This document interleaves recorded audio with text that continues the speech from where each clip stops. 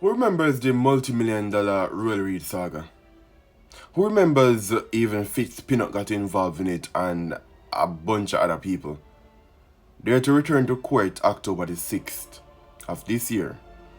And I don't want people to forget because let's realize that both parties seem to like to throw around accusations of corruption. And I'm here to say to people, I'm here to say to each and every one of you who like to pretend as if your party is some paragon of morality.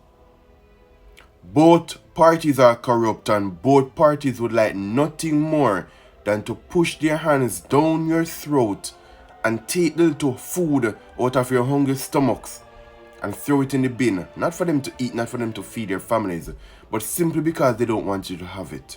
Both parties have displayed downright disgusting levels of corruption, downright disgusting levels of greed. But yet when I come here and I talk about these politicians and I come down and say, talk about this one, talk about that one, talk about this one. Both sides are corrupt. Royal Reed is accused of stealing how much millions of dollars him and him friend and him family them.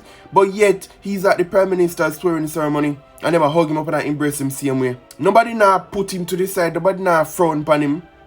Because him taking from the people of the country is accepted. And when we get that through a damn thick idiot skull, when we understand, these politicians don't care to sit down on the internet every day and defend them like some damn idiot.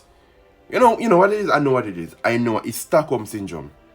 Stockholm Syndrome. I know I once said that Jamaica has a Stockholm Syndrome relation to violence. But I think Jamaica has a Stockholm Syndrome relationship towards politics as well. Yeah, man. Uno get abused so long, uno fall in love with the same system that I've abused, you know. Yep.